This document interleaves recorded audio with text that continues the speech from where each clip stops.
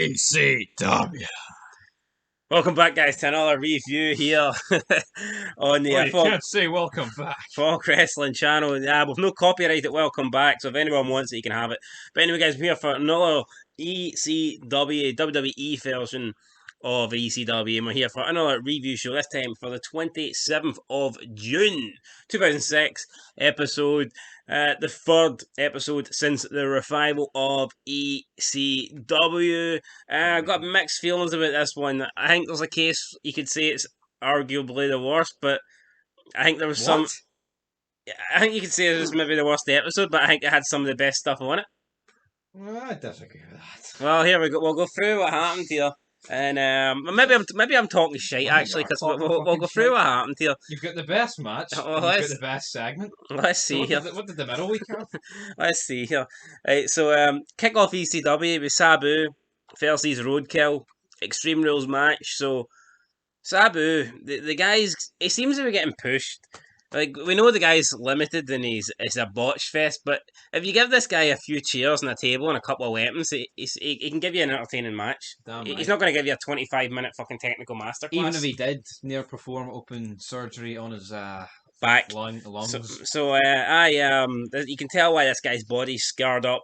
Puts Roadkill through the table, Arabian facebuster with a chair, slices his back open, hardcore Holly style.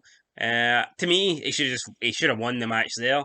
But he didn't. He put him in the camel clutch and then used the chair in the camel clutch to get the win. So who knows? That they must be trying to get the camel clutch over at this state.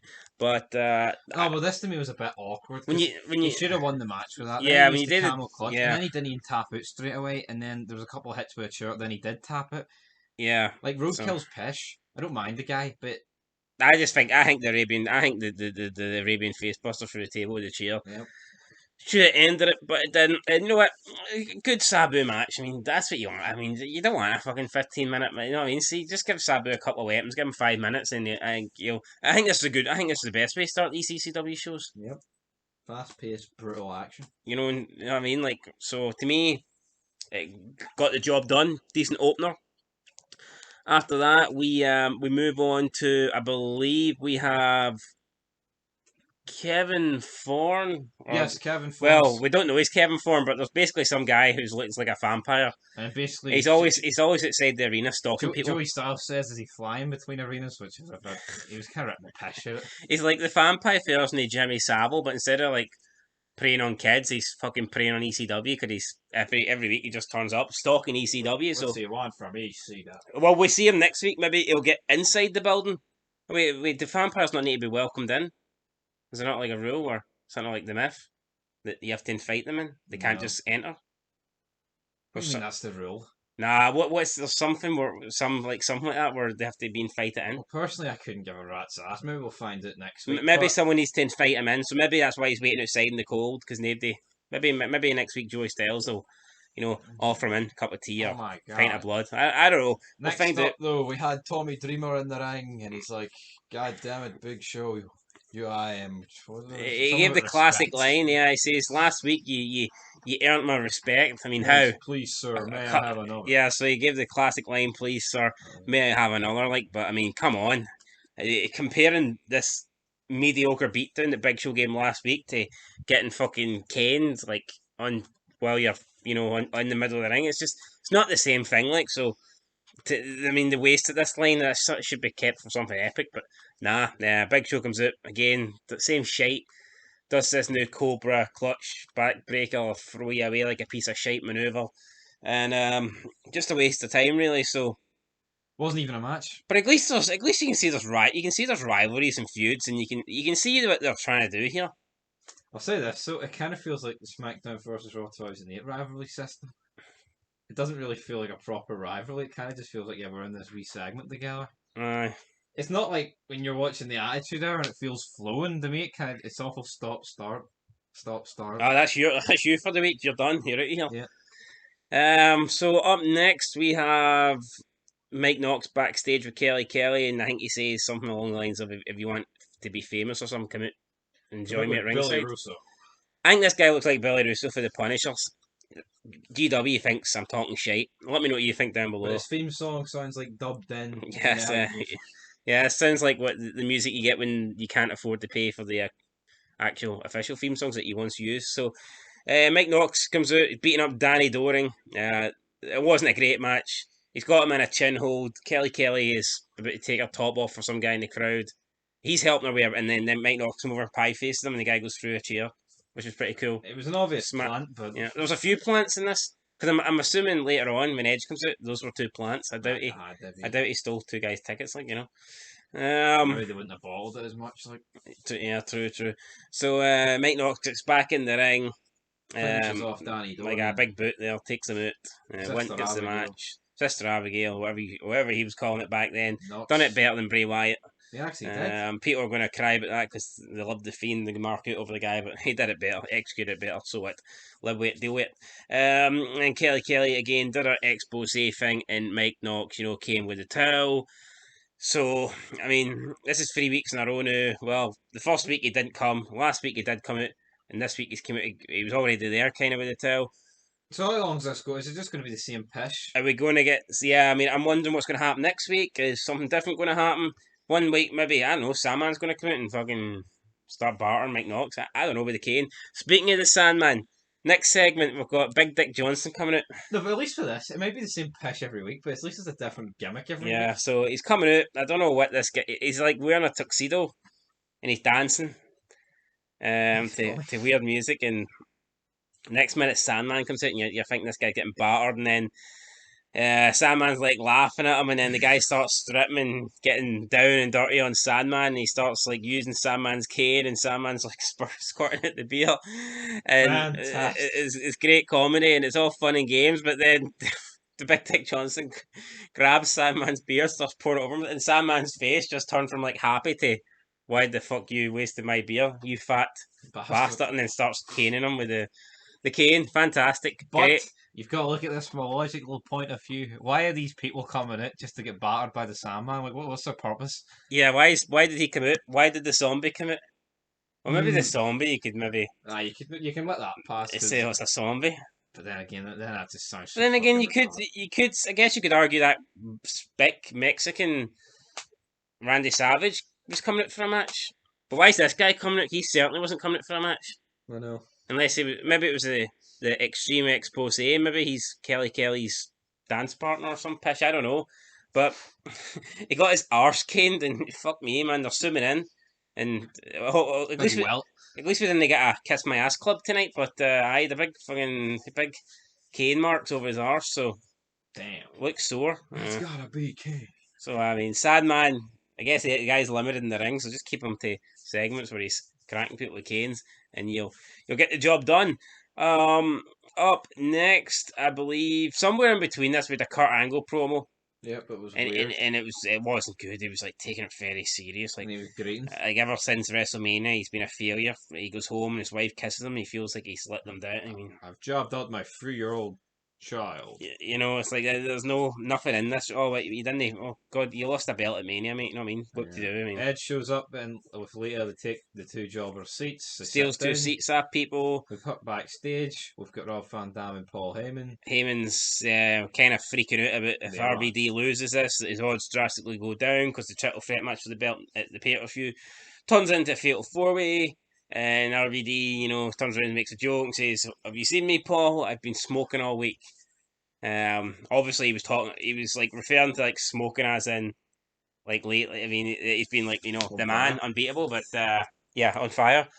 But also that he's probably been having joints, and he'll probably have another joint next week when he loses the belt. But so they go. He walks off. He goes, "Because I'm RVD." And that, to me, this promo was probably RVD at his strength. You know what I mean? Don't give him 10 minutes with the mic. Basically, I think when you keep him short and sweet with his catchphrases, that's when he's at his best, his most efficient.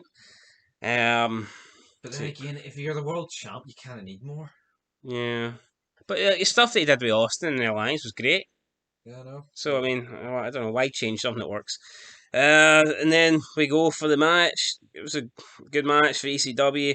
I don't really know if having a 20-minute match on a 45-minute show is really... Well, I like this match. That was good. It's the best match we've seen. And I mean, you look at it. If someone says to you, like, what combination of two ECW guys is going to give you the best match, it would hands down be these guys, because I mean, they're probably the only two guys that can actually work I know. a proper match.